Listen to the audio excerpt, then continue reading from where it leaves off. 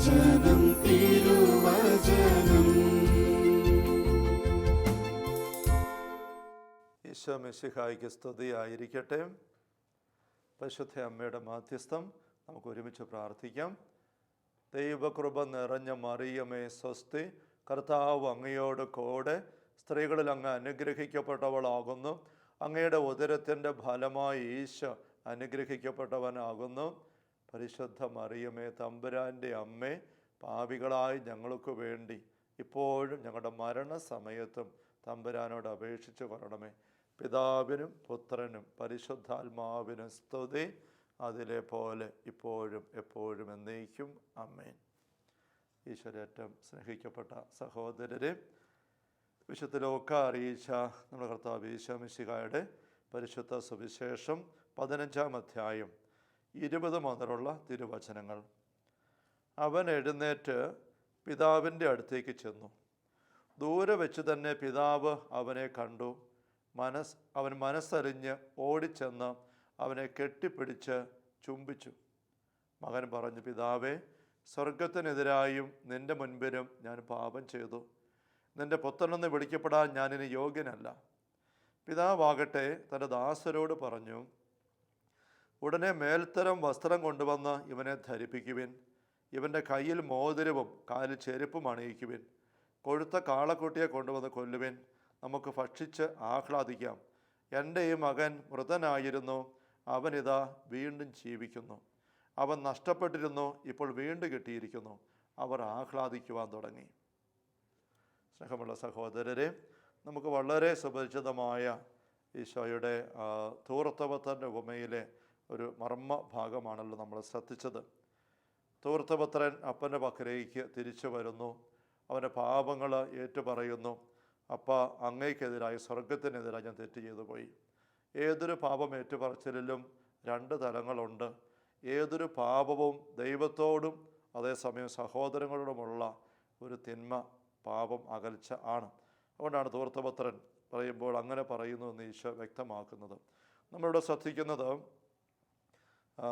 അനുതാപത്തിൻ്റെ പ്രാർത്ഥനയെക്കുറിച്ച് നമ്മൾ ഈ വേദിയിൽ ചിന്തിക്കുകയായിരുന്നല്ലോ. പ്രാർത്ഥനയെക്കുറിച്ചാണ് നമ്മൾ കൂടുതലായിട്ട് ചിന്തിക്കുന്നത്. കാരണം പ്രാർത്ഥന വലിയൊരു ആയുധമാണ്. നാരകീയമായ അവസ്ഥകളിൽ നിന്നൊക്കെ വിടുതൽ കിട്ടാനായിട്ട് ആഗ്രഹിക്കുന്ന ഏതൊരു വ്യക്തിയും ആദ്യം എടുത്തുപയോഗിക്കേണ്ട ആയുധം പ്രാർത്ഥനയുടെ ആയുധമാണ്.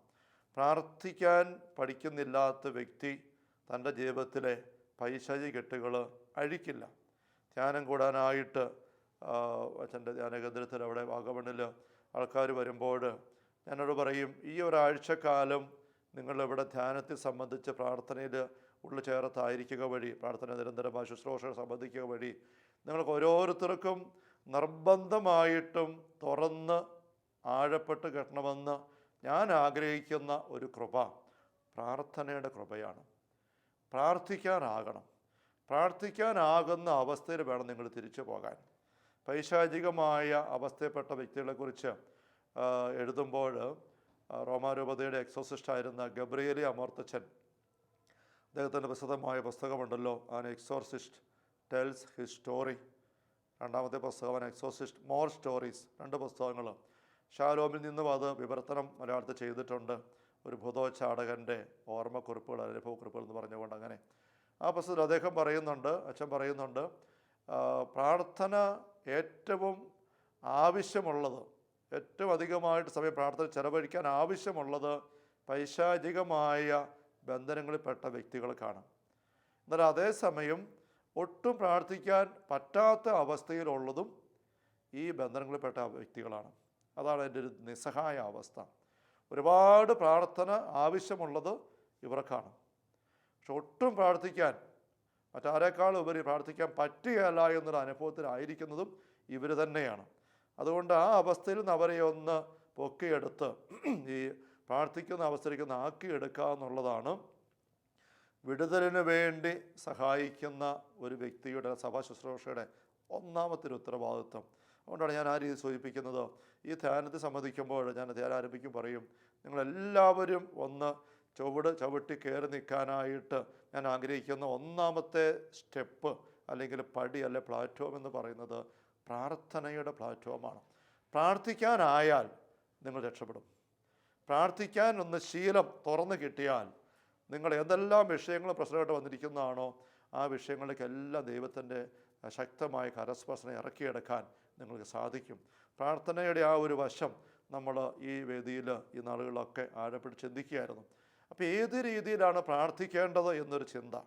ഒരുപാട് പ്രാർത്ഥനകൾ നമുക്കുണ്ട്. ജപമാലയും കരുണക്കൊന്തയും സ്തുതിപ്പും സങ്കീർത്തനങ്ങളും സഭയുടെ വളരെ ഔദ്യോഗികമായ ഔപചാരികമായ വിശുദ്ധ കുർബാന കുദാശകൾ, യാമപ്രാർത്ഥനകൾ, അങ്ങനെയുള്ള ഇതെല്ലാം നമുക്കുണ്ട്. ഇവയ്ക്കിടയിൽ മണിക്കൂറുകളൊക്കെ പ്രാർത്ഥിക്കാമെന്ന് ഈശോ സ്വന്തം ജീവിതം വഴി കാണിച്ചു തരുന്ന പ്രാർത്ഥന, അതിലേക്ക് ഇറങ്ങാനായിട്ട് ചിന്തിക്കുമ്പം എങ്ങനെയാണ് പ്രാർത്ഥിക്കേണ്ടത്? പ്രാർത്ഥന 4 വിധത്തിലുണ്ടെന്ന് നമ്മൾ ഇത് ചിന്തിച്ചിട്ടുണ്ട്. അനുതാപത്തിൻ്റെ പ്രാർത്ഥന, മധ്യസ്ഥ പ്രാർത്ഥന, സ്തുതിപ്പിൻ്റെ പ്രാർത്ഥന, ആരാധനയുടെ പ്രാർത്ഥന. അതിൽ ഒന്നാമത്തെ ഗണം അനുതാപത്തിൻ്റെ പ്രാർത്ഥനയാണ്. നമുക്കതേക്കുറിച്ച് അല്പം ഒന്ന് ചിന്തിക്കേണ്ട ആവശ്യമുണ്ട്.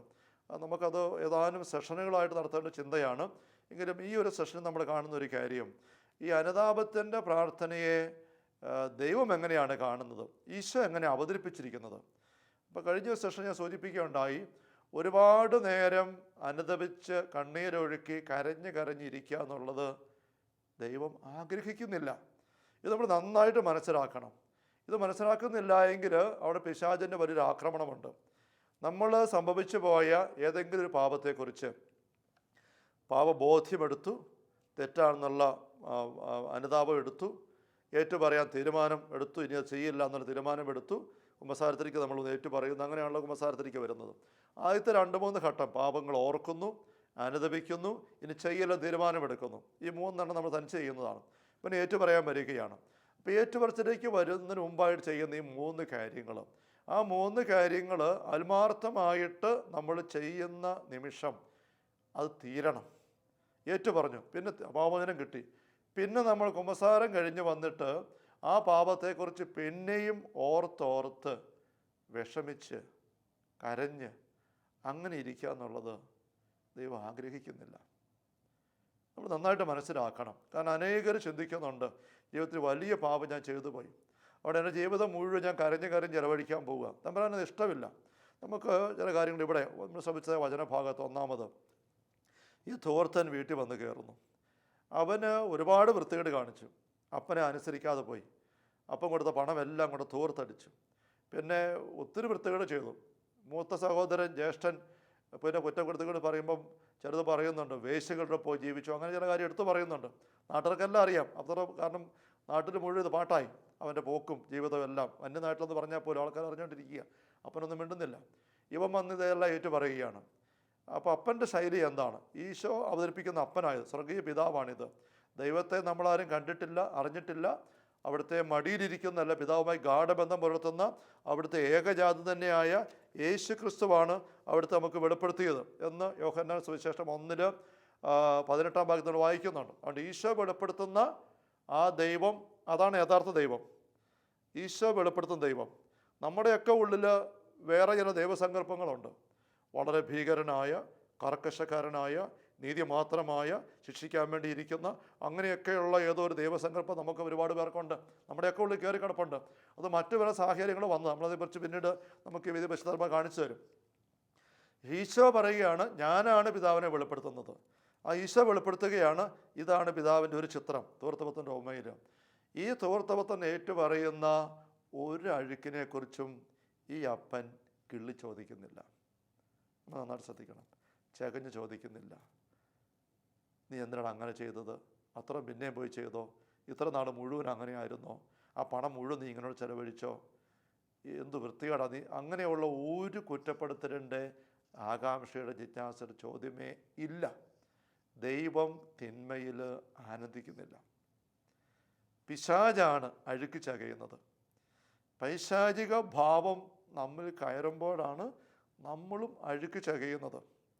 കുമ്പസാരക്കൂട്ടിൽ അച്ഛന്മാർക്കുള്ള നിർദ്ദേശങ്ങൾ സഭ തരുമ്പോൾ അച്ഛന്മാർ പറയും, നിർദ്ദേശം ഇതാണ്, പാപങ്ങൾ ഏറ്റുപറയുമ്പോൾ നിവൃത്തി ഉണ്ടെങ്കിൽ ഒരു പാപത്തിൻ്റെ വിശദാംശങ്ങൾ ചോദിക്കരുത്. എന്തെങ്കിലും കാര്യം അറിഞ്ഞെങ്കിൽ അതിൻ്റെ ഗൗരവം മനസ്സിലാക്കാൻ പറ്റുള്ളൂ, അല്ലെങ്കിൽ ഈ വ്യക്തിയായിരിക്കുന്ന അപകട സാഹചര്യം തിരിച്ചറിഞ്ഞ് നയിക്കാൻ പറ്റുകയുള്ളൂ എന്നുണ്ടെങ്കിൽ മാത്രം അത് വ്യക്തമാകാൻ വേണ്ടി മാത്രം എന്തെങ്കിലും കാര്യം ചോദിക്കാം. അതല്ലാതെ പാപത്തിൻ്റെ സഹകാരികളെക്കുറിച്ചോ അതിന് മറ്റു വിശദാംശങ്ങളൊന്നും കുമ്പസാരത്തിൽ ചോദിക്കാനായിട്ട് പാടില്ല.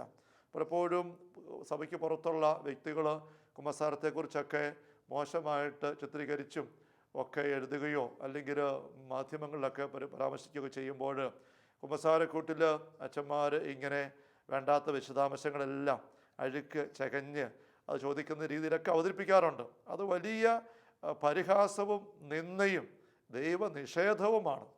അവർ അറിവില്ലാതെ കൊണ്ട് ചെയ്യുന്നത് ദൈവം ക്ഷമിക്കട്ടെ. അതൊരിക്കലും സഭയുടെ പ്രബോധനത്തിൽ അച്ഛന്മാരാരും അങ്ങനെ ചെയ്യുന്നില്ല. അതല്ല അതിൻ്റെ ശൈലി. ഇവിടെ ഈ അപ്പനാണ് നമുക്ക് മാതൃക. പാപം നമുക്കറിയാം. പ്രഭാഷകൻ്റെ പുസ്തകത്തിൽ 21-ാമത്തെ അധ്യായത്തിൽ മകനെ നീ പാപം ചെയ്തിട്ടുണ്ടോ എന്ന് പരിശുദ്ധാത്മ ചോദിക്കുന്നൊരു ഭാഗമുണ്ട്. പ്രഭാഷണം 21:1 മകനെ നീ പാപം ചെയ്തിട്ടുണ്ടോ ചോദിച്ചിട്ട് അതിന് മറുപടിക്ക് വേണ്ടി പോലും നിൽക്കുന്നില്ല. ഇനി ചെയ്യരുത്, ഇനി ചെയ്യരുത്. എന്താ ചെയ്തത്? പാപം ചെയ്തിട്ടുണ്ടോ? ഉടനെ കേൾക്കുന്ന വ്യക്തിയിൽ, ആ മകനിൽ മകളിൽ ആ വ്യക്തിയുടെ പാപങ്ങളെല്ലാം പൊങ്ങി വരികയാണ്. അതിൻ്റെ ബാക്കി ചകയുന്നില്ല. ഇനി ചെയ്യരുത്. വ്യഭിചാരത്തിൽ പിടിക്കപ്പെട്ട സ്ത്രീയെ കൊണ്ടുവരുമ്പോഴും വിചാരണയ്ക്കായിട്ട് കല്ലറയാൻ വേണ്ടി കൊണ്ടുവരുമ്പോഴും ഈശോയുടെ ശൈലി അങ്ങനെയല്ലേ? മകളെ, ഞാൻ നിന്നെ വിധിക്കുന്നില്ല, ഇനി മേലിൽ പാപം ചെയ്യരുത്. യോഹന്നാൻ 8:11 ആരും നിന്നെ വിധിച്ചില്ലേ? അവൾ പറഞ്ഞു, ഇല്ല കർത്താവ്. ഈശോ പറഞ്ഞു, ഞാനും നിന്നെ വിധിക്കുന്നില്ല. നീ എന്നതാ ചെയ്തത്, എത്ര പ്രാവശ്യമായത്, എത്ര നാളായിട്ടിത്, ആരുടെ കൂടെയാ, ഇതൊന്നും എനിക്കറിയണ്ട. ഒറ്റ കാര്യമേ ഉള്ളൂ, ഇനിമേൽ ചെയ്യരുത്. തമ്പുരാൻ ഒരിക്കലും നമ്മുടെ പാപങ്ങൾ ചകയുന്നില്ല. ഇത് നമ്മൾ നന്നായിട്ട് മനസ്സിലാക്കണം. ഇത് പിശാചിൻ്റെ സ്വഭാവമാണ്. മറ്റേത് ചകയുക, തപ്പുക, അത് ആഘോഷിക്കുക, അത് പറയുക, അത് വിളമ്പുക. നമുക്ക് ആർക്കെങ്കിലും അങ്ങനെ ചെയ്യാനുള്ള പ്രേരണ വരുന്നുണ്ടെങ്കിൽ നമ്മൾ അറിയണം, അത് പരിശുദ്ധാത്മാവിൻ്റെ പ്രേരണയല്ല, പൈശാചിക പ്രേരണയാണ്. അപ്പോൾ ഈ തീർത്ഥപുത്രൻ ഏറ്റു പറയാൻ ഒരുങ്ങി വന്നത് അപ്പൻ അനുവദിച്ചു. എന്തൊക്കെ അവൻ ഏറ്റു പറയാൻ ആഗ്രഹിച്ചു അത് ഇവിടെ അനുവദിച്ചു. അവൻ ഏറ്റു പറഞ്ഞു. അടുത്ത ക്ഷണം അപ്പൻ ഇവനോടല്ല, ജോലിക്കാരോട് പറയുകയാണ്, വേഗം വസ്ത്രം കൊണ്ടുവന്നേ. ഇവൻ്റെ മുഷിഞ്ഞ ഡ്രസ്സ് അപ്പം സത്യക്കുകയാണ്. ഇവിടെ കീറി പറഞ്ഞൊന്നുമില്ല, അത് മാറ്റണം, കുളിപ്പിക്കണം, നന്നായിട്ട് കുളിക്കാൻ സൗകര്യം കൊടുക്കണം, മോതിരമൊന്നുമില്ല, ആഭരണം കൊണ്ടുവരണം, ചെരുപ്പൊന്നുമില്ല, ചെരുപ്പ് കൊണ്ടുവന്നേ, മെലിഞ്ഞ് വല്ലാണ്ട് വിശന്ന് തളർന്നിരിക്കുന്നു, നല്ല ഭക്ഷണം ഒരുക്കിക്കേ. എന്തെല്ലാം ഇവന് നഷ്ടപ്പെട്ട് അത് വീണ്ടും തിരിച്ചു കൊടുക്കാനായിട്ട് അപ്പന് ആകാംക്ഷയോടെ നിൽക്കും. എന്നിട്ട് വീണ്ടും സദ്യ ഒരുക്കുകയാണ്, സംഗീതം, നമുക്ക് ആനന്ദിക്കാം, ആഹ്ലാദിക്കാം. ഈ മകൻ മരിച്ചവനായിരുന്നു, അവൻ തിരിച്ചു വന്ന് നമുക്ക് സന്തോഷിക്കാം എന്ന് പറയുകയാണ്. അങ്ങനെ ഉള്ള ആ രംഗം, നമ്മൾ ആ വിരുന്നിൻ്റെ രംഗം നമുക്കറിയാം. പിന്നീട് ഈശോ പറയുന്നൊരു മൂത്ത പുത്രൻ ഈ സമയത്ത് വയലിലായിരുന്നു. അവൻ തിരിച്ചു വന്നപ്പോൾ ഈ പാട്ടെല്ലാം കേട്ടപ്പോൾ അവന് അസ്വസ്ഥയായി, അതൃപ്തിയായി. കാര്യം പറഞ്ഞപ്പോൾ അവൻ അകത്ത് കയറിയില്ല. അപ്പോൾ അപ്പം പുറത്തിറങ്ങി സംസാരിക്കുന്നുണ്ട്. എന്നിട്ട് അവനെ കൂട്ടിക്കൊണ്ട് വന്നെന്ന് വിചാരിക്കുക. അങ്ങനെ മൂത്ത പുത്രനും ഇളയ പുത്രനും അപ്പൻ്റെ ഇടത്തും വലത്തുമായിട്ടിരുന്ന് വിരുന്നുശാല സന്തോഷം നിറഞ്ഞ് ആ വീട്ടിലെ ജോലിക്കാരെല്ലാം ആവേശത്തോടെ, കാരണം അവിടെ കൊച്ചയജമാനൻ തിരിച്ചു വന്നിരിക്കുന്നു. കുറേ നാളുകളായിട്ട്, പക്ഷേ മാസങ്ങളോ വർഷങ്ങളോ ആയിട്ട് ആ വീടൊരു മരിച്ച വീട് പോലെയായിരുന്നു, മൗനമായിരുന്നു. അപ്പൻ എപ്പോഴും ഒരേ ഇരിപ്പാണ്, ഭക്ഷണവും താല്പര്യമില്ല, ഉറക്കമില്ല, മെലിഞ്ഞു വല്ലാണ്ടായി. കാരണം മോനിങ്ങനെ പോയി, അത് നൊമ്പരമായിട്ടിരിക്കുക, സന്തോഷം ഇല്ലായിരുന്നു. അതായത് ഈശോ പറയുന്നത്, അനുദപിക്കുന്ന ഒരു പാപിയെക്കുറിച്ച് സ്വർഗത്തിൽ സന്തോഷമുണ്ടാകും. ഇതേ അധ്യായം ലൂക്കാ 15 തന്നെ 7-ാം വാക്യത്തിലും 10-ാം വാക്യത്തിലും മറ്റു ഉപമ പറഞ്ഞ് ഈശോ പറയുന്നുണ്ട്. ആ സന്തോഷം ഇവിടെ ഈശോ കുറച്ച് വ്യക്തമായിട്ട് കാണിക്കുക, ഈ തീർത്ഥൻ്റെ വീട്ടിലെ വിരുന്ന് കാണിക്കുക വഴിയായിട്ട്. അപ്പോൾ ഈ സന്തോഷത്തിൻ്റെ നിറവ് അപ്പന് വന്ന് കവിയുന്നു. സ്വർഗത്തിലെ ദൈവത്തിൻ്റെ പക്കൽ, ദൂതന്മാരുടെ പക്കൽ, ഈ അപ്പൻ്റെ വീട്ടിലെ ജോലിക്കാർക്കെല്ലാം സന്തോഷം. അപ്പനിങ്ങനെ നിറഞ്ഞിരിക്കുക. ഒരുപാട് നാളായി അപ്പനത്തെ തെളിഞ്ഞ് കണ്ടിട്ട്. ജോലിക്കാരെല്ലാം ആവേശത്തോടെ ഓടി നടന്ന് ഭക്ഷണം വിളമ്പുന്നു, പാട്ടുകാരങ്ങനെ പാടുന്നു, സന്തോഷം. മൂത്തമകൻ ഇവിടെ, ഇളയമൻ ഇങ്ങേ വശത്ത്. അങ്ങനെ അല്പസമയം കഴിയുമ്പോൾ ഒന്ന് വിചാരിക്കുക, നമ്മളെ രംഗം ഒന്ന് കാണുക. ഈ അപ്പൻ ഇങ്ങനെ സന്തോഷത്തോടെ ഇരുന്നിട്ട് ഈ ഇളയ മകൻ എടുത്തിരിക്കുന്ന മോനെ ഒന്ന് വീണ്ടും നോക്കുകയാണ്, കണ്ണു തുറന്ന്. അങ്ങനെ നോക്കുമ്പോഴുണ്ട് അപ്പൻ കാണുന്നത്, ഈ മകന് ഭക്ഷണവും പേറ്റൊക്കെ മുമ്പിൽ വെച്ചിട്ട് ഭക്ഷണവും എല്ലാം, പക്ഷെ ഇത് കൈ എടുത്ത് പിടിച്ചിട്ട് അത് കഴിക്കുന്നതിന് പകരം അവനിങ്ങനെ എന്തോ ഓർത്ത് വിഷമിച്ച് വിഷാദിച്ച് ഇങ്ങനെ ഇരിക്കുക. അങ്ങനെ കണ്ടാൽ അപ്പൻ എന്തായിരിക്കും പറയുക? മോനെ, ഇതെന്താ നീ കഴിച്ചേ? അങ്ങനെ പറയുമ്പോൾ അപ്പൻ്റെ മുഖത്തോട്ട് ഇങ്ങനെ വിഷമിച്ച് നോക്കുക. എന്നാടാ മോനെ, കഴിച്ചേ, ഇത് കഴിച്ചേ? അപ്പാ എന്നാ മോനെ, കഴിച്ചേ മോനെ, എൻ്റെ പറ്റി? അപ്പ എന്നാലും ഇത്ര ഒന്നല്ല അപ്പനായിരുന്നിട്ട് ഞാൻ ഈ അപ്പനെ ധിക്കരിച്ച് പോയല്ലോ. എന്ന് പറഞ്ഞ് അവൻ കണ്ണു നിറഞ്ഞ് കരയാൻ തുടങ്ങിയാൽ അപ്പൻ എന്താ പറയും? അല്ലേലും ശരിയാടാ, നീ എന്തൊരു വൃത്തികേടാ കാണിച്ചത്, അങ്ങനെ ചിന്തയിലേക്ക് അപ്പം പോകും. ഒരിക്കലും നമുക്കറിയാം. അങ്ങനെ ഇവൻ പറയാൻ തുടങ്ങുമ്പോൾ തന്നെ അപ്പം പറയും, അത് പോട്ടെ മോൻ വന്നില്ലേ ഇപ്പം, അത് പോട്ടെ. അപ്പം വേറൊരു നല്ല ഭക്ഷണം എടുത്ത് കൊടുത്തിട്ട് ഇത് എടുത്ത് കഴിച്ചേ മോൻ, ഇത് കഴിച്ചേ, അത് പോട്ടെ. അപ്പന് പറ്റേ കേൾക്കണ്ട, ഇനി ആ ഏറ്റുപറച്ചിൽ കേൾക്കണ്ട അപ്പന്, അത് തീർന്നു. അങ്ങനെ ഇവനെ വീണ്ടും പ്രോത്സാഹിപ്പിക്കുകയാണ്, കഴിച്ചേ. അങ്ങനെ വീണ്ടും അവന് ഭക്ഷണം എടുത്ത് ഇങ്ങനെ ആസ്വദിച്ച് കഴിക്കാൻ തുടങ്ങുമ്പോൾ അപ്പം വീണ്ടും സന്തോഷമായിട്ട് ഇപ്പുറത്തോട്ടൊക്കെ നോക്കി. ഇച്ചിരി കഴിഞ്ഞ് അപ്പം വീണ്ടും ഇവനെ നോക്കുമ്പോൾ ഇവൻ വീണ്ടും ഇങ്ങനെ വാടിയിരിക്കുക. കയ്യിൽ ഈ ഭക്ഷണം കിട്ടിയത് അല്ലെങ്കിൽ വല്ല കോഴിക്കാലോ അല്ലെങ്കിൽ എന്തോ അത് പിടിച്ചുകൊണ്ടിരിക്കുക, കഴിക്കുന്നില്ല. അത് കാരണം അപ്പം വീണ്ടും ചോദിക്കുക, എന്നാ മോനെ ഇങ്ങനെ ഇരിക്കുന്നേ, ഇത് കഴിച്ചേ. അപ്പോൾ അവൻ വീണ്ടും അപ്പനെ നോക്കുക, അപ്പാ എന്നടാ ഇത്രയും നല്ല ഭക്ഷണമൊക്കെ ഉണ്ടായിട്ടാണല്ലോ ഞാൻ ആ അമരത്ത് അവിടെ നിന്ന് പന്നിക്കൂട്ടി കിടന്നത്, എനിക്ക് സഹിക്കാൻ പറ്റുന്നില്ല. ഇങ്ങനെയാവും പറഞ്ഞാൽ അപ്പൻ എന്തായിരിക്കും പറയുക? നമുക്കറിയാം. അപ്പം പറയാം, എടാ പോട്ടെ, അതെല്ലാം കഴിഞ്ഞില്ലേ, ഇപ്പോൾ ഇത് കഴിച്ചേ, അത് മാറ്റി ഇത് കഴിച്ചേ. അപ്പൻ ആ പഴയ കാര്യം ഇവൻ ചകയെന്ന് ഓർക്കുന്ന പോലെ ഇഷ്ടമില്ല. ഇവൻ ഒരു നിമിഷം പോലും അതിലേക്ക് പോകരുത്. അപ്പൻ്റെ ഈ സ്നേഹത്തിലും സമൃദ്ധിയിലും അവൻ കുതിരണം, നിറയണം. അതാ അപ്പൻ്റെ ആഗ്രഹം. ഈശോ പറയുന്ന അതാണ്, നമുക്ക് ആഹ്ലാദിക്കാം, സന്തോഷിക്കാം, സന്തോഷത്തിലേക്ക് ചേരുകയാണ് ചെയ്യേണ്ടത്. അതുകൊണ്ട് കുമ്പസാരത്തിലേക്ക് നമ്മൾ വരുമ്പോൾ അനുദപിച്ച് പ്രാർത്ഥിക്കുമ്പോൾ സ്നേഹമുള്ളവരെ ആ ക്ഷണം തമ്പുരാൻ ആ അഴുക്കേറ്റെടുത്തു. നമ്മൾ ആത്മാർത്ഥമായിട്ട് അനുദപിക്കണം, തെറ്റായിട്ട് അംഗീകരിക്കണം, എളിമയോടെ തുറവയോടെ ഏറ്റു പറയണം. ഇനി ഇല്ലയെന്ന് തീരുമാനം പറയണം. ഇവൻ പറഞ്ഞില്ലേ, ഞാൻ എണീറ്റ് അപ്പൻ്റെ വീട്ടിലേക്ക് പോകും, സുബോധമുണ്ടായി പന്നിക്കുട്ടി കിടക്കുമ്പം, ഞാൻ വീട്ടിൽ പോകും. അവൻ ഏറ്റു, വീട്ടിലേക്ക് വന്നു, കയറി. ഇനി അവന് പന്നിക്കൂട്ടിന് ചകയണ്ട. ചിലപ്പോഴൊക്കെ ആൾക്കാർ കുമ്പസാരം കഴിഞ്ഞ് വിഷമിക്കുന്ന കാണും. ഞാൻ വിചാരിക്കും, ഈ നാട്ടിൻപുറത്തുള്ളൊരു വീട്ടിൻ്റെ മുറ്റത്തൊരു കുളിമുറി, ഒരു ദിവസം കുടുംബതാന്നല്ല ഒരാൾ പറമ്പിൽ കിടന്ന പണിയെല്ലാം കഴിഞ്ഞ് മുഴുവൻ മുഷിഞ്ഞ മണ്ണും പിടിച്ച ഡ്രസ്സുമായിട്ട് വൈകുന്നേരം വന്ന് കയറി തുമ്പായി എല്ലാം എടുത്ത് വെച്ചിട്ട് കുളിമുറി കയറി നന്നായിട്ട് കുളിക്കുക. കുളിയെല്ലാം കഴിഞ്ഞ് നല്ലപോലെ തോർത്തി നല്ല ഡ്രസ്സൊക്കെ ഇട്ട് നല്ല പൗഡറൊക്കെ ഇട്ട് ഇനി പുറത്തേക്ക് ഇറങ്ങി വന്നിച്ചിട്ട് വിചാരിക്കുക, ഈ മനുഷ്യൻ ആ കുളിമുറിയുടെ സൈഡിൽ കൂടെ പുറകിൽ ചെന്നിട്ട് അവിടെ ഈ കുളിമുറിയിലെ വെള്ളമെല്ലാം ഒഴുകി കിടക്കുന്ന ഒരു മറിഞ്ഞ കുഴിയുണ്ട്, വെള്ളം കെട്ടിക്കിടക്കുന്ന നാട്ടിൻപുറത്തൊരു കുളിമുറി വിചാരിക്കുക. അവിടെ അടുത്ത് ചെന്നിട്ട് ആ കുഴിക്കകത്തോട്ട് നോക്കിയിട്ട് അവിടെ കുനിഞ്ഞ് നിന്ന്, എന്നിട്ട് അവിടെ ഇരുന്നിട്ട് ആ ചെളിക്കകത്തോട്ട് ഇങ്ങനെ കൈയിട്ടിട്ട് തോണ്ടി നോക്കിയിട്ട്, ഈ ചെളിയല്ല എൻ്റെ ദേഹത്തുനിന്ന് പോയതാണോ, എന്ത് കഷ്ടം, ഇത്രയും ചെളി ഉണ്ടായിരുന്നു. ഇങ്ങനെ പെരുമാറുന്ന ഒരവസ്ഥ നമുക്ക് ചിന്തിക്കാനേ പറ്റത്തില്ല.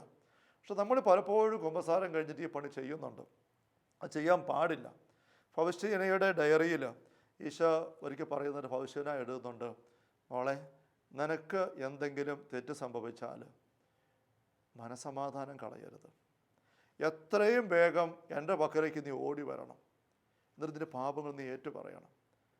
നിൻ്റെ സകല പാപങ്ങൾക്കും ഞാൻ പരിഹാരം ചെയ്ത് വെച്ചിരിക്കുന്നതാണ്. നീ ആ പാപം വഴി നഷ്ടപ്പെടുത്തിയ അതിനേക്കാൾ കൂടുതൽ കൃപ പുത്തനായിട്ട് നിനക്ക് ഞാൻ തന്നുകൊള്ളാം. ഇങ്ങനെ പൗഷ്യനോട് പറയുകയാണ്. 2 or 3 അവസരത്തിൽ പൗഷ്യന തൻ്റെ ഡയറിയിൽ ഈശോ ഇങ്ങനെ അവളെ പ്രബോധിപ്പിക്കുന്നതായിട്ട് എഴുതുന്നുണ്ട്. ഒരു പാപത്തിൽ സംഭവിച്ചാൽ ഒരു നിമിഷം പോലും മനസമാധാനം കളയരുത്. എന്ന് വെച്ചാൽ ഭാരപ്പെട്ടിരിക്കരുത്, കുറ്റബോധത്തിൽ പെട്ട് കിടക്കരുത്. കുറ്റബോധമല്ല വേണ്ടത്, പാപബോധമാണ്. പാപബോധം പരിശുദ്ധാത്മാവ് വരുമ്പോൾ പാപത്തെക്കുറിച്ച് ബോധ്യപ്പെടുത്തും എന്നാണല്ലോ യോഹന്നാന്റെ സുവിശേഷത്തിൽ 16-ാമത്തെ അധ്യായത്തിൽ 8 തിരുവചനം വായിക്കുന്നുണ്ട്. അവൻ വന്ന് പാപത്തെക്കുറിച്ചും നീതിയെക്കുറിച്ചും ന്യായവിധിയെക്കുറിച്ചും ലോകത്തെ ബോധ്യപ്പെടുത്തും. ദൈവം ഒരിക്കലും കുറ്റപ്പെടുത്തുകയല്ല, ബോധ്യപ്പെടുത്തുകയുള്ളൂ. അതുകൊണ്ട് പൗലോസിനോട് ഈശോ പറയുകയാണ്, നിനക്ക് എന്തെങ്കിലും തെറ്റ് സംഭവിച്ചാൽ എത്രയും വേഗം എൻ്റെ മക്കളിലേക്ക് ഓടി വരിക, എന്നിട്ട് പാപങ്ങൾ നീ ഏറ്റുപറഞ്ഞേ, അപ്പോൾ തന്നെ ഞാൻ ഏറ്റെടുത്തോളാം. പാപം വഴി നീ നഷ്ടപ്പെടുത്തിയിട്ടുണ്ട് കുറേ കൃപകൾ. അങ്ങനെ നഷ്ടപ്പെടാൻ ഇടവന്ന കൃപകൾക്കെല്ലാം പകരമായി പുതിയ കൃപ നിനക്ക് ഞാൻ തരാം. അതാണ് ധൂർത്തപുത്രൻ തിരിച്ചു വരുമ്പോൾ അപ്പൻ തൻ്റെ പെട്ടിക്കകത്തുനിന്ന ആഭരണവും ഉടുപ്പും ചെരുപ്പും മോതിരവും എല്ലാം തൻ്റെ ആലിരുന്ന കാളക്കുട്ടിയെ അവൻ്റെ ചിലവല്ല, അപ്പൻ്റെ ചിലവാണ്, അപ്പൻ്റെ സമൃദ്ധിയിൽ നിന്ന് എടുത്ത് കൊടുക്കുന്നത്. ഈശോ പറയുകയാണ്, നീ നഷ്ടപ്പെടുത്തിയതിനേക്കാൾ കൃപ പുത്തനായിട്ട് തന്നുകൊള്ളാം. പുത്തൻ ഉടുപ്പ്, പുത്തൻ ആഭരണം, പുത്തൻ ചെരുപ്പ് എല്ലാം അപ്പനാണ് കൊടുക്കുന്നത്. അവിടെ നീ ഭാരപ്പെടരുത്. ഒരു നിമിഷം പോലും നീ അവസ്ഥയിൽ കഴിയരുത്. ഏത്? മനസമാധാനം കളഞ്ഞിട്ട് ഭാരപ്പെട്ട അവസ്ഥയിൽ എത്രയും വേഗം തിരിച്ചു വരണം. യോഹന്നാൻ്റെ ലേഖനത്തിൽ, 1-ാം ലേഖനത്തിൽ 1-ാം അധ്യായത്തിൽ 9-ാമത്തെ തിരുവചനത്തിൽ നമ്മൾ വായിക്കുന്നുണ്ടല്ലോ, നാം പാപങ്ങൾ ഏറ്റു പറയുന്നെങ്കിൽ അവൻ വിശ്വസ്തനും നീതിമാനുമാകയാൽ പാപങ്ങൾ ക്ഷമിക്കുകയും എല്ലാ അനീതികളും നമ്മെ ശുദ്ധീകരിക്കുകയും ചെയ്യും. ഏറ്റു പറഞ്ഞാൽ മതി, അവൻ ഏറ്റെടുക്കും. ആ പാപങ്ങൾ ഏറ്റെടുക്കും. ഏറ്റു പറയുന്ന പാപമെല്ലാം എല്ലാ അനീതികളും നമ്മെ ശുദ്ധീകരിക്കുകയും ചെയ്യും. അങ്ങനെ നമ്മൾ പാപങ്ങൾ ഏറ്റുപറഞ്ഞ് ശുദ്ധീകരിക്കപ്പെട്ട് കഴിഞ്ഞിട്ട് പിന്നെ ആ പാപത്തെക്കുറിച്ച് ഓർത്ത് വിഷമിച്ചുകൊണ്ടിരിക്കുക എന്ന് പറയുന്നത് ഇല്ലാത്ത കാര്യത്തെക്കുറിച്ചുള്ള ആധി പിടിക്കല. അത് തമ്പുരാന് ഇഷ്ടമില്ല. നമ്മൾ ഈശോയുടെ വാക്കിനെ അവഗണിക്കുകയും അവിശ്വസിക്കുകയും ചെയ്യുന്ന അനുഭവം ഉണ്ടാവുകയുള്ളൂ. 2-ാം അധ്യായത്തിൽ അത് പുസ്തകം തുടരുകയാണ്. 1 മുതൽ വാക്യങ്ങൾ. കുഞ്ഞുമക്കളെ, നിങ്ങൾ പാപം ചെയ്യാതിരിക്കേണ്ടതിനാണ് ഞാനിപ്പോൾ നിങ്ങൾക്ക് എഴുതുന്നത്. എന്നാൽ ആരെങ്കിലും പാപം ചെയ്യാൻ ഇടയായാൽ തന്നെ പിതാവിൻ്റെ സന്നിധി നമുക്കൊരു മധ്യസ്ഥനുണ്ട്, നീതിമാനായ യേശു ക്രിസ്തു. അപ്പോൾ നമ്മുടെ പാപങ്ങൾക്ക് പരിഹാര ബലിയാണ്, നമ്മുടെ മാത്രമേ ലോകം മുഴുവൻ്റെയും പാപങ്ങൾക്ക്. അപ്പോൾ പാപങ്ങൾ ചെയ്തിട്ടുണ്ടെങ്കിൽ ഏറ്റുപറയുക, അവൻ ഏറ്റെടുക്കും. തീർന്നു. ഇനി പാപം ചെയ്യാതിരിക്കുക. ഇനി അപ്പോസ്തലൻ വീണ്ടും പറയുകയാണ്, ഇനിയും ബലഹീനതയിലോ അശ്രദ്ധയിലോ പിശാചൻ്റെ കെണിയിലോ പെട്ടോ ആരെങ്കിലും മക്കളെ നിങ്ങൾ പാപം ചെയ്യാൻ ഇടയായാൽ തന്നെ, പാപം ചെയ്തു കുഴപ്പമില്ല നല്ല അപ്പോസ്തലൻ പറയുന്നത്, എങ്ങനെയെങ്കിലും യാദൃശ്യമായിട്ട് വന്നാൽ തന്നെ നിങ്ങൾ നിരാശപ്പെടരുത്. നമുക്ക് ദൈവസന്നിധിയിൽ ഒരു മധ്യസ്ഥനുണ്ട്. നമ്മുടെ പാപങ്ങൾക്ക് മുഴുവൻ അവിടുന്ന് പരിഹാരം ചെയ്തിരിക്കുകയാണ്. പരിഹാര ബലി യേശു ക്രിസ്തു അവിടുത്തെ പക്കലേക്ക് പറഞ്ഞു. എന്ന് വെച്ചാൽ പാപം സംഭവിച്ചു പോയത് ഏറ്റു പറയുമ്പോൾ തീർന്നു. ഇനി ചെയ്യാതിരിക്കാൻ നമ്മൾ ശ്രദ്ധിക്കണം. ഇനി എതിർച്ചയായി സംഭവിച്ചു പോയാൽ തന്നെ ഈശോ ഭവിഷ്യോട് പറഞ്ഞ പോലെ തന്നെ ഒരു നിമിഷം പോലും മനസമാധാനം കളയരുത്. മറിച്ച് അവിടുത്തെ പക്കലേക്ക് അപ്പോൾ തന്നെ മനസ്സുകൊണ്ട് അത് ഏറ്റു പറയുക. അവിടുത്തെ സ്നേഹ ആഹ്ലാദത്തിലേക്ക് ആഘോഷത്തിലേക്ക് വരിക. ലൂക്ക 7 പാപിനിയായ സ്ത്രീ ശെമയോൻ്റെ വീട്ടിൽ, പ്രീസനായ ശെമയോൻ്റെ വീട്ടിൽ ഈശോ ഭക്ഷണം കഴിക്കാതിരിക്കുമ്പോൾ ആ വീട്ടിൽ വന്ന് കയറി അനുതാപ കണ്ണീര് തൂകി ഈശോയുടെ പാദങ്ങൾ കഴുകി മുടി കൊണ്ട് തുടച്ച് അങ്ങനെ അവിടെ ആയിരിക്കുമ്പോൾ ശെമയോൻ നെറ്റി വിളിക്കുന്നുണ്ട്, ഇവിടെ പാപിനിയാണല്ലോ, വ്യഭിചാരിണിയാണല്ലോ, ഇവൻ പ്രവാചകനാണെന്ന് പറഞ്ഞിട്ട് അവൻ്റെ പാദം ചുംബിച്ചവൻ അവിടെ കിടക്കുന്നത് കണ്ടില്ലേ, അവനത് അറിയുന്നില്ലല്ലോ. അങ്ങനെയൊക്കെ അഴുക്ക് അങ്ങയുടെ മനസ്സിൽ ചിന്തി പൊങ്ങി വരുമ്പോൾ അതറിഞ്ഞ് ഈശോ തിരുത്തിട്ടൊക്കെ നമുക്കറിയാം. അവിടെ ഈശോ പറഞ്ഞൊരു കാര്യമുണ്ടല്ലോ, നീ കണ്ടോ? ശിവനോട് ഈശോ ചോദിക്കുകയാണ്, ഇവിടെ പ്രവേശിച്ചത് മുതൽ എൻ്റെ പാദം ചുംബിക്കുന്നതിന് ഇവൾ വിരമിച്ചിട്ടേയില്ല. അവളുടെ ആ ഒരു സ്നേഹത്തിൻ്റെ പ്രവൃത്തി ഈശോ അടിവരയിട്ട് അംഗീകരിക്കുകയാണ്, എടുത്തു കാണിക്കുകയാണ്. യഥാർത്ഥത്തിൽ ആ സ്ത്രീ അങ്ങനെ ചുംബിച്ചുകൊണ്ട് കിടക്കുന്നതാണ് ഈ ശെമയോൻ അസ്വസ്ഥ ഉണ്ടാക്കിയത്. ശെമയോൻ്റെ ഉള്ളിലെ അശുദ്ധിയാണ് ആ അസ്വസ്ഥതയെ ഓണാക്കുന്നത്. പക്ഷേ ഈശോയുടെ ഉള്ളിലെ വിശുദ്ധി അവളുടെ പ്രവൃത്തിയിൽ വലിയ സ്നേഹമാണ് കാണുന്നത്. അതിൻ്റെ കാരണം ഈശോ പഠിപ്പിക്കുകയാണ്, ആരോട് അധികം ക്ഷമിക്കപ്പെടുന്നുവോ അവരധികം സ്നേഹിക്കുന്നു. ഇവളോട് അധികം ക്ഷമിക്കപ്പെട്ടു, അതുകൊണ്ട് ഇവൾ അധികം സ്നേഹിക്കുകയാണ്. അവൾ സ്നേഹിക്കട്ടെ, സ്നേഹിക്കണം. അവിടെ സ്നേഹിക്കാനുള്ള അവസരം ഈശോ കൊടുക്കുകയാണ് ആ പാദങ്ങൾ ചുംബിച്ചുകൊണ്ട് കിടക്കുക വഴിയായിട്ട്. പത്രോസ് 3 വർഷം തള്ളി പറഞ്ഞു. ആ തള്ളിപ്പറിച്ചിട്ട് 3 പറഞ്ഞിട്ട് പത്രോസ് കരഞ്ഞു. ആ കരച്ച ഈശോ എങ്ങനെ തീർക്കുന്നത് നമുക്കറിയാം. യോഹന്നാൻ 21 തിബേരിയസ് കടത്തീരത്ത് വെച്ച് ഈശോ പ്രത്യക്ഷപ്പെടുമ്പോൾ 3 പ്രാവശ്യം പത്രോസിനെ കൊണ്ട് സ്നേഹമേറ്റു പറയിപ്പിച്ചു. 3 പ്രാവശ്യം എല്ലാവരേക്കാൾ അധികമായി നീ എന്നെ സ്നേഹിക്കുന്നുണ്ടോ? പത്രോസിനെ കൊണ്ട് അത് ഏറ്റു പറയിപ്പിച്ചിട്ടാണ് ഈശോ പ്രായശ്ചിത്തം കൊടുക്കുന്നത്. ഈശോയുടെ പ്രായശ്ചിത്തം അതാണ്. പാപത്തിൻ്റെ പ്രായശ്ചിത്തം സ്നേഹിക്കുക എന്നുള്ളതാണ്. ദൈവത്തിൻ്റെ സ്നേഹത്തിൽ ആനന്ദിക്കുക എന്നുള്ളതാണ്. പാപിനിയായ സ്ത്രീ അത് ആഘോഷിച്ചു, ഈശോ അത് അനുവദിച്ചു. നമ്മളും പാപത്തിലേക്ക് പെട്ടുപോയാൽ, ഗൗരവമുള്ള പാപങ്ങൾ പെട്ടു പോയിട്ടുണ്ടെങ്കിൽ അതേക്കുറിച്ചുള്ള ഓർമ്മയുള്ള കാര്യങ്ങളൊക്കെ വരുമ്പോൾ നമ്മൾ കുറ്റബോധത്തിലേക്കും ഞെരുക്കത്തിലേക്കും നിരാശയിലേക്കും തമ്പുരാനിൽ നിന്ന് അകന്നു പോലുള്ള പ്രേരണയിലേക്ക് വരിക അല്ല ചെയ്യേണ്ടത്. മറിച്ച് ഈ പാപിനിയായ സ്ത്രീ പാദങ്ങൾ ചുംബിച്ച് ഈശോയെ സ്നേഹിച്ചു, സ്നേഹം ആഘോഷിച്ചു. അവൾ ഈശോ അത് സ്വീകരിച്ചു. പത്രോസിനെ കൊണ്ട് ഈശോ സ്നേഹം ഏറ്റുപറയിപ്പിച്ചു.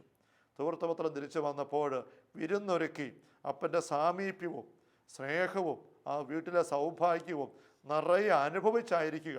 അതാണ് ദൈവം നമുക്ക് വേണ്ടി ഒരുക്കിയിരിക്കുന്ന പ്രായശ്ചിത്തം. അതിലേക്ക് നമ്മൾ ഉള്ളിൽ ചേർക്കണം.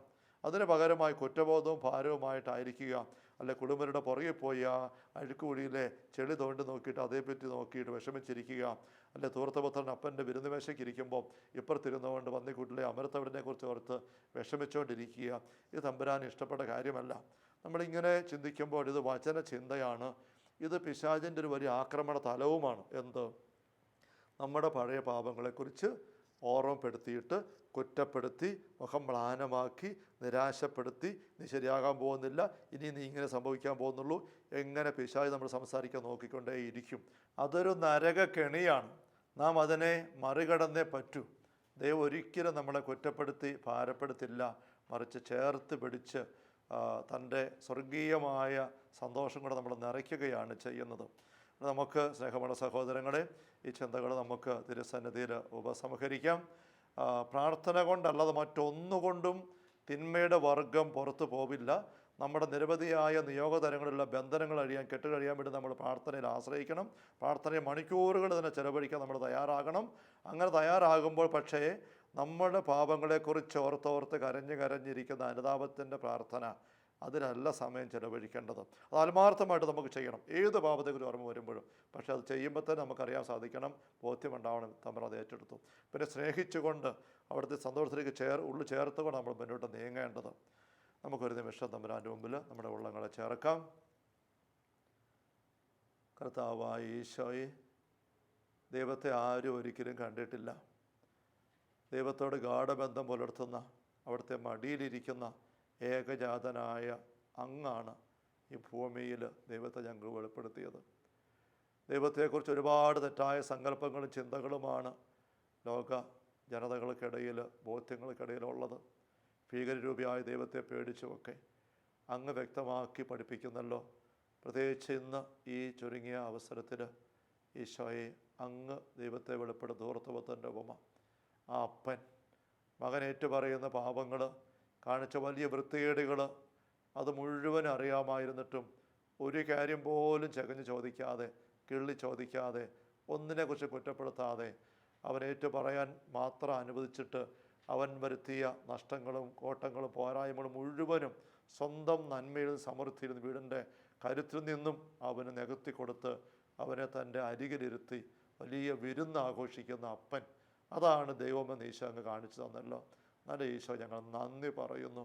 ഞങ്ങളുടെ ജീവിതത്തിലെ പാപത്തിൻ്റെ പഴയതോ പുതിയതുമായ സകല അനുഭവങ്ങളുടെ നടുവിലും ഈ അപ്പൻ്റെ പക്കലേക്ക് പ്രത്യാശയോടെ കടന്നു വന്ന് ആത്മാർത്ഥയോടെ അനുദപിച്ചേറ്റു പറഞ്ഞ് തീരുമാനം പുതുക്കി അപ്പൻ്റെ വീട്ടിലേക്ക് ചവിട്ടിക്കയറിയാൽ പിന്നെ പഴയതിനെക്കുറിച്ച് ഒരിക്കലും ചകഞ്ഞ് വിഷമിച്ച് കുറ്റബോധവുമായി കഴിയാൻ ഞങ്ങൾക്ക് ആർക്കും ഇവിടെ വരാതിരിക്കട്ടെ.